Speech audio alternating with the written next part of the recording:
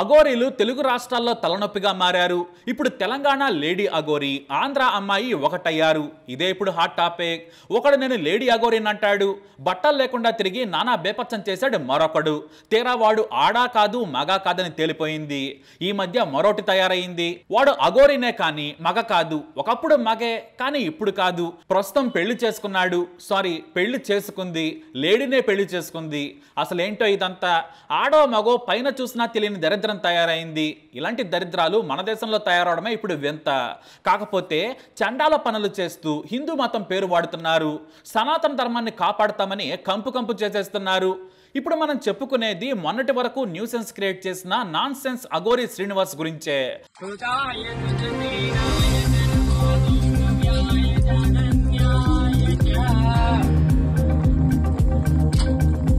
వీడేంటో వీడి బాలకమేంటో ఎవ్వరికీ అర్థం కాదు.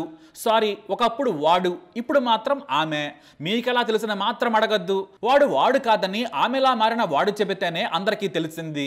పుట్టుకతో శ్రీనివాస్, తెలంగాణలోని మంచిర్యాలకు చెందిన శ్రీనివాస్ పేదరికంలో పెరిగాడు. ఆ తర్వాత తన బాడీలో చేంజెస్ గమనించాడు. పైకి మగాడే కానీ మనసు లేడీ అని తెలుసుకున్నాడు. ఆ తర్వాత ఆపరేషన్ చేయించుకొని అమ్మాయిగా మారాడు. ఎంతవరకు బాగానే ఉంది. కానీ ధర్మ పరిరక్షణ నుండా నాగసాధుండా అంటూ తయారయ్యాడు.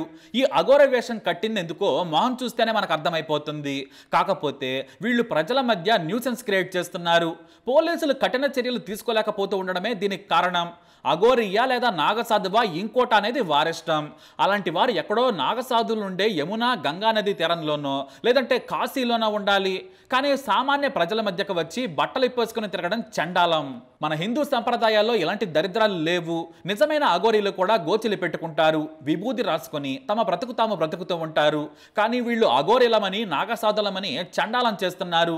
శ్రీనివాస్ కూడా ఇలానే చేశాడు.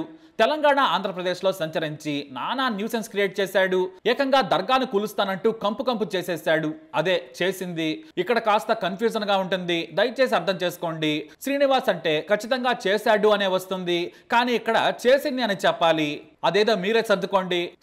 నిజమైన అఘోరీలు ప్రశాంతమైన జీవితం గడుపుతారు. ఫేక్ నాగసాధువులే ఇలా చేస్తారని ఇప్పుడైతే జనం ఫైర్ అవుతున్నారు. మొత్తానికి ఈ శ్రీనివాస్ అయితే తిరుపతి నుంచి విజయవాడ వరకు ఎక్కడ కాలు పెట్టినా గబ్బు చేసి పారేశారు. అంతేకాదు పోలీసులను కూడా బూతులు తిట్టేసింది. ఇక ఓ చండాలపు ప్రేమ కథ మొదలు పెడితే, నందిగామలో ఉన్న సమయంలో అఘోరి వ్యవస్థగా ఉంది. దీంతో శ్రీవర్షిణి అనే అమ్మాయి బట్టలు ఇచ్చింది. ఆ తర్వాత తన ఇంటికి తీసుకెళ్ళింది. అక్కడ శ్రీవర్షిణి ఇంట్లోనే నాగసాధువు కొద్ది రోజులు ఉంది. కానీ ఏం జరిగిందో తెలియదు. ఇద్దరి మనసులు కలిశాయట. బీటెక్ చదువుతున్న అమ్మాయికి అఘోరితో లవ్ ఏంటో ఏమో ఎవ్వరికి తెలియదు. ఆ తర్వాత తరచూ ఇద్దరు ఫోన్లో మాట్లాడుకుంటూ వచ్చారు. చివరకు అఘోరి మాటలు నమ్మి బొట్టలో పడిపోయింది శ్రీవర్షిణి. ఒక రోజున ఏకంగా శ్రీవర్షిణిని గుజరాత్లోని సౌరాష్ట్రకు తీసుకెళ్లిపోయింది అఘోరి. అక్కడ అఘోరితో చాలా రోజులు గడిపింది శ్రీవర్షిణి.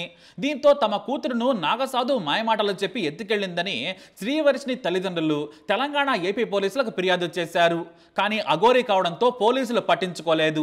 అసలే నాగసాధువు కూడా ఎక్కడుంటుందో ఎవరికీ తెలియదు. దీంతో కుటుంబ సభ్యులకు ఫోన్లో కాంటాక్ట్లోకి రావడంతో గుజరాత్ వెళ్లారు. అక్కడ శ్రీవర్షినికి మంచి మాటలు చెప్పి బ్రతిములాడి నచ్చజెప్పి మళ్ళీ ఇంటికి తీసుకొచ్చారు. కానీ కొద్ది రోజులు మంగళగిరిలోని తన ఇంట్లో బాగానే గడిపింది శ్రీవర్షిని. ఆ తర్వాత నుంచే మొదలైంది. అఘోరిని మరిచిపోలేకపోయిందట పాపం.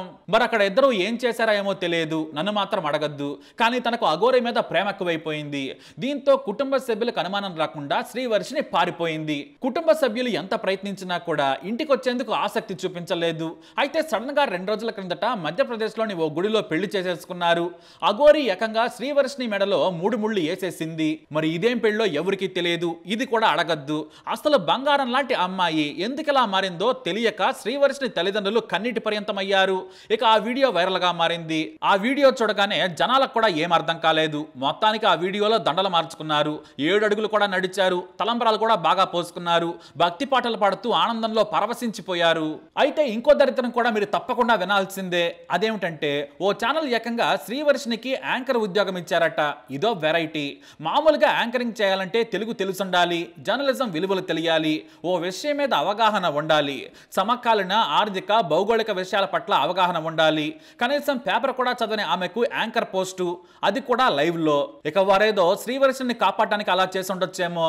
ఈ మధ్య యూట్యూబ్ లో ప్రతి ఒక్కరూ జర్నలిస్టులు అయిపోతున్నారు. జర్నలిస్ట్ స్పెల్లింగ్ రాకున్నా, ఎక్కడ మెయిన్ స్ట్రీమ్ మీడియాలో పని చేయకున్నా లొడలొడ వాగి నీతులు చెప్పేస్తున్నారు. మేమే జర్నలిస్టులు అంటున్నారు. పార్టీలకు కొమ్ము కాసే నయాతరం కూడా జర్నలిస్టులుగా మారిపోతున్నారు. 4 రోజులు పోతే యాంకర్ కావాలనుకుంటున్నారా? అఘోరీతో పెళ్లి చేసుకుని అఘోరించండి, మీకు యాంకర్ పోస్ట్ ఖాయమంటారేమో. ఇక దాన్ని వదిలేస్తే ఆమె అయితే యాంకర్ అయిపోయింది. మరికొద్ది రోజుల్లో మనం అఘోరీని శ్రీవర్షినిలో ఎవరో ఒకరిని బిగ్ బాస్ హౌస్ లో కూడా చూస్తాం.